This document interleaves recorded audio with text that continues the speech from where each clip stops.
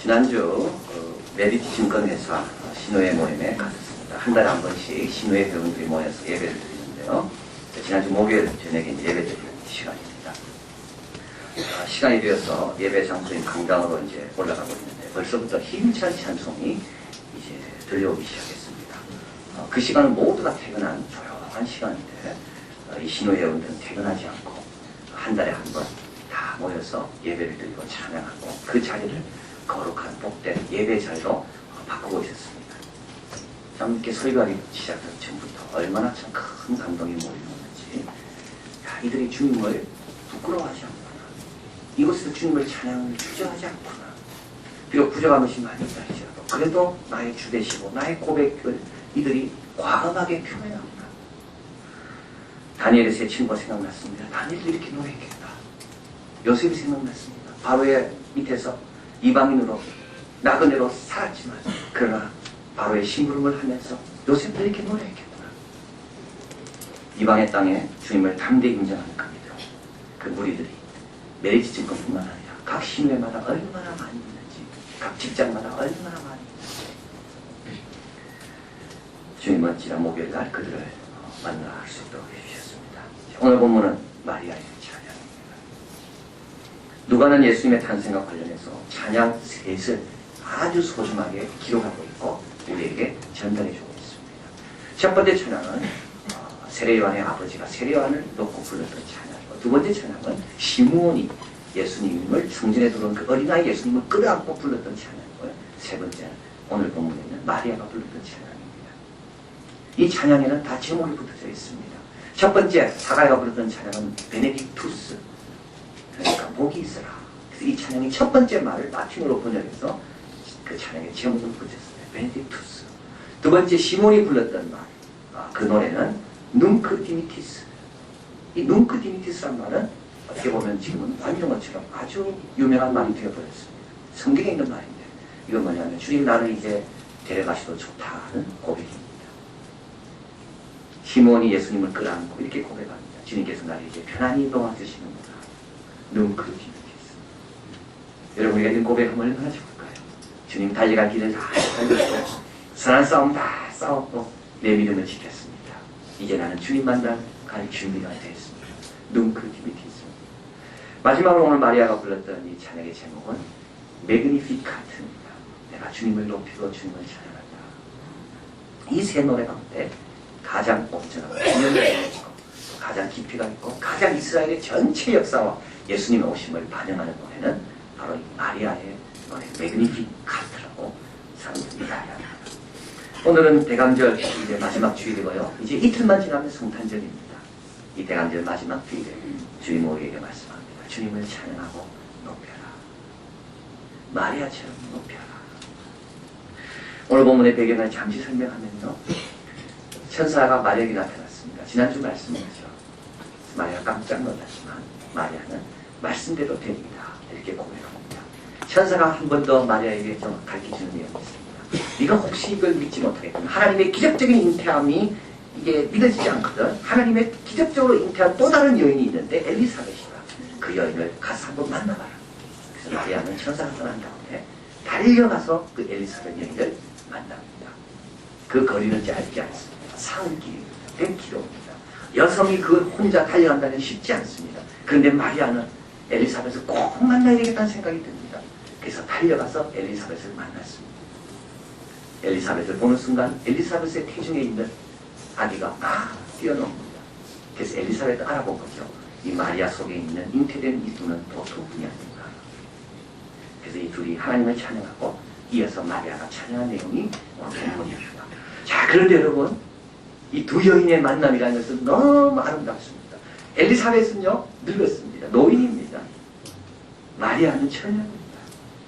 결혼을 앞두고 있는 사람. 엘리사벳은 결혼 생활 쭉 했지만 자식이 없어서 평생 한스럽게 지냈던 여인이었고, 이제 마리아는 이제 결혼을 앞두고 꿈을 갖고 이제 신혼을 출발해야 되는 결혼식을 앞둔 여인. 두 여인이 만난 거죠. 두 여인의 공통점이 뭡니까? 기적적으로 임신한 겁니다. 그런데 이 여인이요, 인류 역사상 처음으로 예수님의 탄생에 대한 경배를 하나님께 올리고 있습니다. 목재가 아니고 동궁박사가 아닙니다. 아기 예수 탄생의 오심, 아기 예수의 오심, 예수님의 오심에 대한 첫 번째 고백은 이 두 여인의 고백이었다는 거예요. 하나님은요, 엘리자벳처럼 신실한 사람의 입술을 통하여 고백받기 원하십니다. 하나님은 마리아처럼 자신의 일생이 어떻게 되든지 간에 내 몸을 하나님께 드리겠다라고 결단하고 헌신한 그 여인의 입술을 통하여 당신의 아들이 경배받기 원하십니다. 첫 번째 부활의 증거가 여인이었던 것처럼 첫 번째 아기 예수 오심에 대한 경배, 찬송은 이 두 여인의 입술을 통하여 하나님께 드려지게 됩니다. 자, 오늘 본문에서 우리도 마리아처럼 어떻게 하나님을 높일 수 있는가? 그래서 우리 본문에 말씀합니다. 첫째는 내가 얼마나 복받은지를 알 때 하나님께 영광을 돌리고 찬송할 수가 있습니다. 여러분, 우리가 찬송 못하는 이유는 왜일까요? 자꾸 내가 부족한 게 느껴지기 때문에 그렇습니다. 오늘 본문도 마리아는 이렇게 말합니다. 48절에 그 계집종의 비천함을 돌아보셨습니다. 계집종의 비천함이 있을 때는 하나님을 찬송하기가 참으로 어렵습니다. 위축됩니다. 당당하지가 않습니다. 남 앞에 하나님을 찬송한다고 하나님을 높이기에는 너무나도 내 위치와 내 신분이 부족해 보입니다. 찬송할 수 없는 거죠. 그러나 마리아는 이어서 이렇게 얘기합니다. 보라, 이제부로는 만세 나를 복이 있다 일컬으로다. 능하신 이가 큰 일을 내게 행하셨으니 나는 더 이상 비천한 자가 아니라는 겁니다. 나는 비천한 계집종이 아니라는 거죠. 하나님의 능하신 역사가, 하나님의 개입이 나에게 있다. 그래서 만세의 사람들이 나를 복되다 일컬음받는 그 삶이 바로 내 삶입니다. 여러분, 찬양하기 위해서는요, 내가 얼마나 복받은지 알아야 됩니다. 근데 그 복은요, 세상적인 복이 아닙니다. 마리아가 예수님을 임신하고 뭐 달라진 게 있나요? 마리아는 죽는 순간까지도, 마리아는 예수님과 함께 33년 지낼 동안에 마리아는 수많은 예수님에 대한 비난의 소리를 들었고 당신의 아들이 왜 저러냐는 소리를 들으면서 예수님 돌아가실 때까지 견뎌냈던 게 마리아의 생애입니다. 십자가에서 예수님께서 고통하는 신음소리를 들으면서 울부짖을 수밖에 없었던 그 여인이 마리아입니다. 세상적으로 보면 당당한 것이 하나도 없습니다. 그런데 마리아는 하나님의 능하신 역사가 내 안에 일어났다. 하나님의 개입이 내게 있었다고. 하나님의 간섭이 내 삶에 있었다고. 그래서 마리아는 찬양하는 겁니다. 여러분, 우리는 어떤지 모르겠습니다. 하나님의 개입을 우리도 경험하지 않았습니까? 본질상 진노의 자녀였습니다. 공중의 권세 잡은 자를 따를 수밖에 없는 연약한 자였습니다. 한 번은 죽고 그 다음에 심판일 수밖에 없는 그와 같은 소망이 없는 자들이었는데 우리 하나님이 찾아오셔서 우리는 양자의 법을 받게 되고 아버지라 하나님을 부르게 되고 사망에서 생명으로 영생을 얻게 되는 놀라운 개입의 역사가 우리 속에 있는 자들이 우리가 아닙니까? 오늘 보면서 이렇게 이야기하죠. 만세 나를 복이 있다 이럴 것이다. 만세로 만사의 우리를 보면서 야, 저 사람 구원받아서 너무 잘됐다. 여러분, 이 감격과 이 은혜가 이 깨달음이 늘 있을 때만 제대로 찬양합니다. 그래야지 비천함보다도 하나님이 내 속에 개입함으로 내가 받은 복이 더 크다는 것을 알 때만이 하나님을 제대로 찬양할 수가 있습니다. 오늘 본문에 보면 이제 이후로라는 말이 나와요. 이제 이후로 예수님이 개입하기 전에 삶과 하나님이 개입한 이후에 달라졌다는 것을 말합니다. 신영옥 씨가 지은 신영옥의 찬송이라는 책이 있습니다. 그는 4살 때부터 KBS 어린이 합창단에 들어가 노래하기 시작했습니다.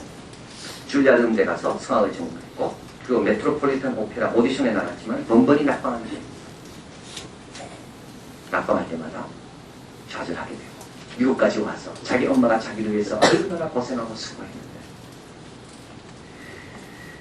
드디어 1990년 3,000명의 경리자 중에 11명이 뽑히는데 그때 뽑히게 됩니다. 등수는 없다고 합니다. 이거는요. 그냥 필요한 숫자만큼 뽑는데요. 그러나 실제로 심사위원은 등수를 내놓는 거죠. 그래서 11명에 들어가고 난 다음에 한 심사위원이 자기에게 와서 실제로 당신이 1등했다. 제일 높은 점수를 받았다. 그리고 1990년 이후부터 이 신영옥 씨의 삶이 달라졌다는 겁니다. 그는 이 책에서 고백합니다. 1990년 이후부터 이 책을 적을 16년 동안 하나님께서 나에게 너무 좋은 기회를 주셔서 바바로티, 동이고 모든 사람과 다 무대에 설 수 있는 그런 기회가 내게 생겼다. 1990년 이전과 90년 이후가 완전히 다른 그것처럼 오히려 그보다 더 큰 차이가 있다면 예수님이 우리 삶에 개입하시면서 우리의 이름이 생명책에 기록된 바로 그 순간이 아닌가. 신영옥 씨 어머니 연락교회 권사님이셨습니다. 마지막 순간까지도 자기가 암으로 죽어가는 딸에게 알리지 않았습니다. 한 번은 자기 언니가 자기에게 와서 야 네가 찬송을 좀 앨범으로 내면 좋겠다. 그런데 이 찬송 너무 좋은 찬송인데 네가 좀 불러보면 좋겠다. 그게 바로 주만 바라보지라 했다. 와. 근데 그 음은요 이 신영옥 씨 음과는 좀 차이가 있어 낮아서 제가 한참 이렇게 좀 고민했다고 합니다. 그런데 부르면 부를수록 작은 신음에도 응답하시는 그 줄을 바라보라. 그 가사가 너무 좋아서 그가 그것을 취입하게 되었다. 여러분 우리 역사에는 이보다 더한 일이 나타났습니다. 천사가 마리아를 찾아오셔서 그 속에 생명을 잉태하게 한 것처럼 우리 속에 주님이 찾아오셔서 새로운 생명이 우리 안에 태어나도록 하신 놀라운 하나님의 계획 이제 거꾸로는 여러분 좀 찬양을 좀 열심히 해야 됩니다. 좀 더 기뻐해야 되고요. 좀 더 하나님을 이 일을 이루신 하나님께 감사해야 됩니다. 만세 이후로 만세토록 사람들이 우리를 향해 저 사람은 진짜 복받은 사람이다. 바로 그 자가 우리이기 때문입니다. 또 한 가지 이렇게 마리아처럼 찬양을 잘 할 수 있기 위해서는 교만한 자, 부자, 권세 있는 자를 크게 의식하면 안 됩니다. 오늘 본문 한번 같이 가보겠습니다. 같이 읽어볼까요? 51절 같이 읽습니다. 그의 팔로 힘을 보이사 마음의 생각이 교만한 자들을 흩으셨고 권세 있는 자를 그 위에 내리치셨으며 비천한 자를 높이셨고 줄이는 자를 좋은 것으로 배부르셨으며 부자를 공수로 보내셨도다. 여러분 여기에 권세 있는 자, 부자, 교만한 사람이 나옵니다. 하나님께서 부자를 내리치시면요 부자가 당해낼 수가 없습니다. 물질이 힘이 있는 것 같지만 그렇지 않습니다. 권세가 힘이 있는 것 같지만 하나님께서 위에서 내리치신다고 되어 있습니다. 그러면 위에서 내리치시면 막아낼 재간이 없습니다. 마음이 교만한 사람 순간은 자기가 교만해서 뭔가를 얻은 것처럼 생각하지만 하나님께서 그를 흩어버리시면 그는 흔적도 없이 사라지는 것이 인간의 교만입니다. 여러분 마리아 이 노래도 이상하지 않습니까? 마리아는 여성이고 저는데도 불구하고 굉장히 정치적입니다. 굉장히 역사적이고 그 스케일은 우주적입니다. 왜냐하면 그건 하나님을 섬깁니다. 하나님을 찬양하기 위해서는 하나님의 권세와 능력을 제대로 알아야 됩니다. 그런데 우리는 부자를 볼 때마다 권세 있는 사람을 볼 때마다 그 권세에 비할 수 없는 하나님을 더 쳐다봐야 되는데 그 세상의 권세에 시야가 가려져서 하나님보다 그런 사람을 더 의지하는 경우가 얼마나 많은지.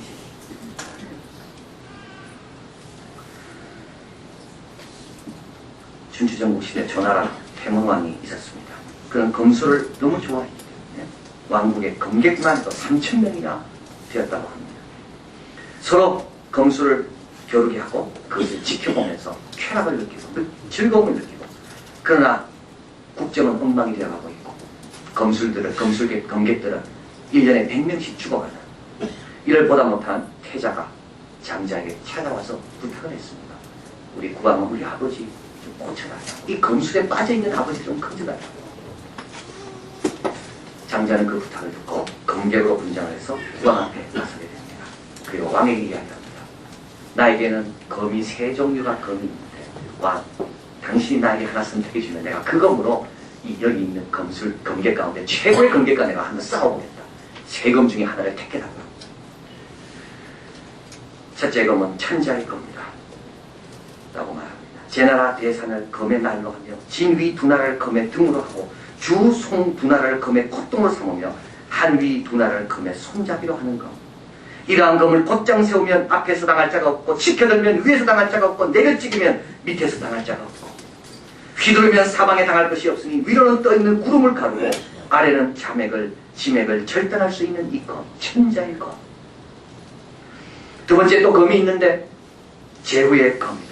지혜와 용기가 있는 자들의 검의 끝으로 삼고 청렴한 자들을 검의 날로 삼으며 현명하고 어진 자들의 검을 등으로 삼고 충성스러운 자들을 검의 콧등으로 삼으며 호걸들을 검의 손잡이로 잡는 검이다. 이 검을 한번 쓰면 병력과 같아서 사방이 복종하고 천하의 왕명을 얻은 자가 없게 되는 이 검, 제후의 검. 세 번째 검이 있는데 이것은 서민의 검입니다. 모자를 깊게 눌러쓰고 가끔도 투박하면 임금 앞에서 서로 치고받으며 끝없이 싸우는 검인데 마치 딱싸움과 같이 싸우는 검으로 나라에 아무런 도움이 되지 않는 검이다. 이 세 검 중에 어느 검을 쓰기를 원하는가? 저는 이거를 읽으면서 우리 하나님의 검은 어떤 검일까 싶어요. 은하수를 갈등으로 해와 달을 손잡이로 번개를 갈라요. 한 번 휘두르면 수많은 별들이 떨어지고 한 번 그가 검을 잡으면 온 우주가 벌벌 떠는 우리 하나님. 여러분, 이 하나님 앞에 인간은 뭡니까? 보이지도 않습니다. 이사야 40장에 주님 말씀합니다. 열방은 저울에 붙어있는 먼지와 같다. 무게도 달 수, 무게도 없는 겁니다. 이 세상 열국은 하나님 없는 것처럼 여기시기도 합니다.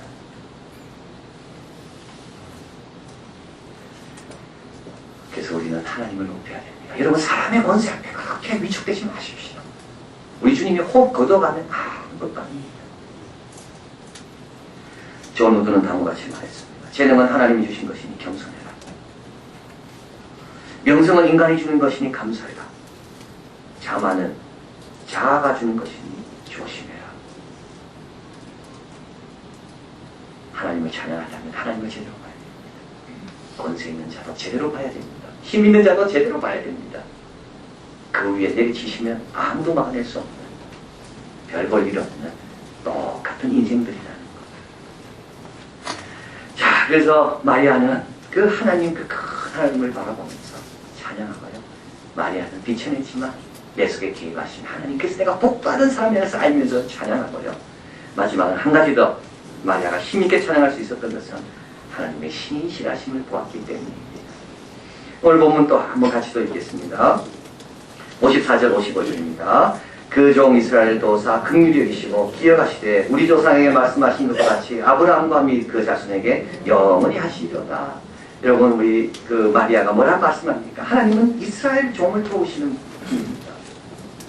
이스라엘은 가장 가난한 나라고 작은 나라고 힘없는 나라지만 하나님은 이스라엘을 기억하시고 도우시는 나라라는 말입니다. 그리고 55절에 조상에게 말씀한 것 같이 아브라함과 및 그 자손에게 말씀하신 것을 영원히 지키시는 분이라는 겁니다. 아브라함처럼 위대하지 못해도 일단 하나님 말씀을 들었다면, 하나님 말씀하셨다면 그 말씀하신 대로 지키는 분이 우리 하나님이라는 겁니다. 아브라함은 떠났지만 약속한 그 약속의 당사자는 죽었지만 그 당사자가 어떠할지라도 하나님은 기억하시고 그 후손들에게 하신 약속을 다 이루어지는 분이 우리 하나님이라는 겁니다. 근데 여러분, 여기서 마리아가 이것을 어떻게 확증하게 되었을까요? 마리아가 뭘 보고 로마에 압제하였고 복신의 헤롯이 다스리는 그 정치적인 그 악조건에 있는데도 불구하고 마리아는 뭘 보고 우리 하나님께서 우리를 기억하시며 하나님께서는 하나님의 계획대로 이루어 가신다는 것을 뭘 보고 마리아는 찬양하며 기다리며 기뻐했겠습니까? 바로 자기 속에 잉태하고 있는 바로 그 아기 예수님 때문에 그렇습니다. 바로 예수님 때문입니다. 여러분, 여기에 성탄절이 갖는 엄청난 의미가 있습니다. 성탄절은요, 가장 성탄절이 필요한 사람은 누구냐 하면 어떻게 보면 성탄절이 가장 힘든 사람입니다. 이게 성탄절의 역설이고 성탄절의 능력이고 성탄절의 의미입니다. 만약에 예수님께서 어렵고 힘든 사람들에게 성탄의 선물을 줄 마음이 없었더라면 우리 예수님은 이 땅에 오실 이유가 없습니다. 그리고 예수님께서 그런 마음이 없었더라면 예수님은 오실 때 어디로 갔겠습니까? 헤롯의 궁도 아니고 로마의 그 황제가 가는 그국에 오셨을 겁니다. 그런데 예수님께서 말구일간에 오시고 가장 연약해서 사방으로 핍박을 당하는 이스라엘 백성으로 오신 이유는 누가 성탄에 가장 큰 능력과 축복이 필요한가 하면 가장 어렵고 힘든 사람이라는 겁니다.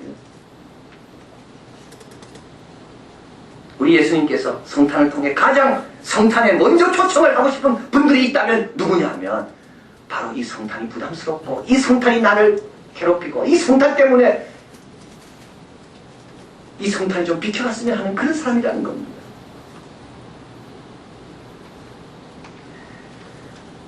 메리 크리스마스라는 영화가 있습니다. 1913년 스코틀랜드군과 프랑스군 그리고 독일군이 대치하고 있는 이 전장에서 벌어진 실화를 배경으로 한 영화입니다. 자발적으로 휴전을 갖게 된 전쟁사의 유해를 찾아볼 수 없는 그 현상을 보도하고 있습니다. 이 영화는 실제 일어난 일이라고 합니다. 서로 죽이고 서로 싸우는 이 전쟁터에도 크리스마스가 찾아오는 겁니다. 혹시 여러분 가운데 그런 분이 있을 겁니다. 이번 크리스마스는 그냥 지나갔으면 좋겠는데 왜 또 찾아오는지. 우리의 가정에 여러 가지 고민과 기도 제목도 있는데 이 크리스마스에 정말 매일이라는 말을 붙이기가 싫은데 왜 크리스마스는 찾아오는지. 전쟁터에도 메리 크리스마스, 크리스마스가 찾아온 겁니다. 독일 정부에서 독일 군들을 위로하기 위해서 크리스마스 추리를 보내줬습니다. 처음에는 암호 속에 숨어서 크리스마스 추리에 부르셨습니다. 그런데 독일군의 한 병사 가운데 성악가가 있는데 그 사람이 노래를 부르기 시작합니다. 그래도 크리스마스 추리가 밖으로 세워지기 시작합니다. 그 성악가의 노래에 맞춰서 이 스코틀랜드의 한 신부님이, 자원했던 신부님이 백파이프를 들고 연주합니다. 그러면서 병사들이, 3개국의 병사들이 서로 모이기 시작하고, 그리고 크리스마스 이브날 그들의 일생에 가장 신성한 크리스마스 이브 미사가 드려지게 됩니다. 그 다음날요, 서로 음식을 나눠 먹고, 그리고 서로 죽였던 사람들을 묻어주고, 그리고 축복을 같이 하고, 이게 상부의 보고가 되고, 상부에서는 이들을 배신행위라고 여겨서 이들을 가장 어려운 전쟁터로 보내게 됩니다. 그런데 이들이 그냥 가지 않습니다. 기차간에서 총을 메고 러시아군과 싸우는 전쟁터로 가는 군사들이 그때 함께 불렀던 노래를 부르면서 전쟁터로 또다시 갑니다. 웬 크리스마스입니까? 전쟁터에. 그러나 거꾸로입니다. 전쟁터이기 때문에 크리스마스가 필요한 겁니다. 가난하기 때문에 크리스마스가 필요한 거고요. 힘들기 때문에 크리스마스가 필요합니다. 왜냐하면 하나님이 기억하신다는 것을 알려주는 제일 확실한 표징이 당신의 아들을 우리에게 보내셨, 바로 그 사건이기 때문에 그렇습니다. 아들을 아낌없이 내어주신 하나님이라면 아들과 함께 모든 좋은 것도 주시지 않겠습니까? 그래서 성탄절은 능력이 있고 성탄절은 힘이 있는 것입니다. 왜냐하면 우리의 현실을 하나님에 대한 기대로 바꾸게 하고 하나님의 역사를 기대하게 하는, 찬양하게 하는 그 은혜를 우리에게 주는 그날이 성탄절이기 때문에 그렇습니다. 자, 그래서 여러분 이 성탄절 이제 이틀 남았는데요. 여러분 찬양하십시오. 내 속에 개입하신 하나님을 기억하고 감사하며 찬양하시고, 그리고 모든 것 위에 뛰어나셔서 지금도 역사를 운행해 가시는 큰 하나님을 그려보며 찬양하시고, 그리고 성탄절을 통해 보이시는 그 증거 붙들고 2008년도도 아무 두려움 없이 하나님이 책임지시고 기억하심을 믿고 나가는 이번 성탄절, 이 축복을 누리는 우리 모두가 되기를 진심으로 바랍니다. 기도하겠습니다.